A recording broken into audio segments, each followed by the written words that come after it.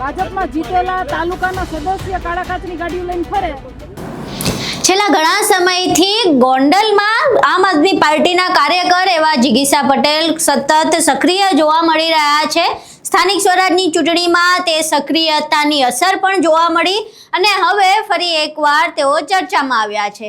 આ વખતે જે જિગીસા પટેલ છે તેમણે ભાજપના એક નેતાના પતિને કાયદાનું ભાન કરાવ્યું છે। આખી ઘટના શું છે તેના વિશે વિગતે ચર્ચા કરીએ। નમસ્કાર, તમે જોઈ રહ્યા છો ચક્રવાત ન્યૂઝ, હું આપની સાથે હેમલ।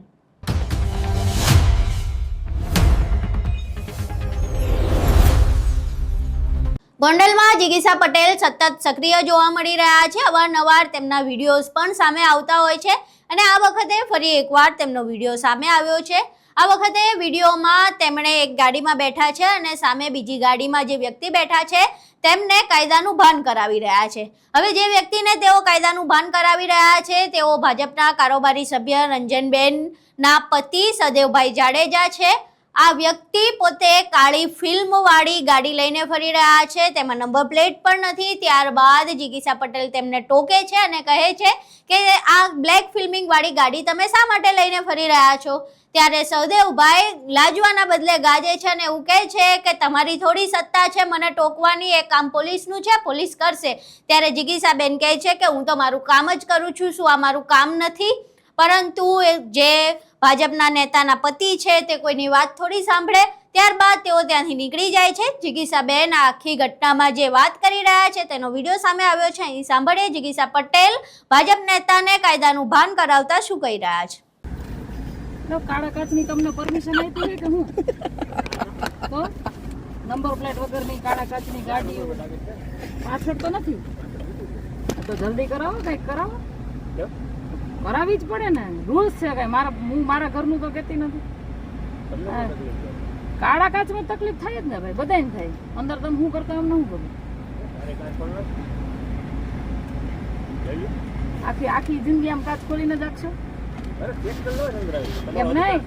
અધિકાર છે પણ કાળા કાચ રાખવાનો તમારો અધિકાર નથી, એનું શું? બધો એટલે તમે કાળા કાચ રાખી શકો, કાઢી નાખો। કાળા કાચ એટલે રાખ્યા, કાયદેસર થાય કાળા કાચ। ભાજપમાં છો ને નેટ રાખાય, જો આવી નેટ રખાય, નેટ અમે કાઢી નાખી એટલે તો અમે તો કેદી ની કાઢી નાખી। ઈ પાછળ કોઈ નો એટલે તમે ચેક કરી લો, નેટ હોય હાલે। નેટ તમારાથી તકલીફ નથી, કાળા કાચની ગાડીઓથી અમને તકલીફ છે। નહીં, મને તમારા કઈ તકલીફ નહીં। મને એમ થાય કે ભાજપમાં જીતેલા તાલુકાના સદસ્ય કાળા કાચની ગાડીઓ લઈને ફરે, મને કાંઈ તકલીફ નથી ભાઈ। હું તો તમને રૂલ સમજાવું છું। રૂલ્સ તમે મને સમજાવો, હું તમને એ કહું છું કે રૂલ સમજાવવા માટે પોલીસ છે, ખાતું છે, બરોબર, એ સમજાવું છું। અચ્છા, તો પોલીસ પાર્ટીના એક લીડર છો। હા, પણ તો તમને કહી શકીએ ને અમે ન કહી, કામ કરો, પણ કામ જ કરીએ છીએ। આ તમારું કામ નથી। અહીં તમે આખો વિડીયો જોયો જેમાં જિગીસા પટેલ ભાજપ નેતાને કાયદાનું ભાન કરાવી રહ્યા છે, પરંતુ તેમને જાણે કાયદાની કાંઈ પડી જ નથી।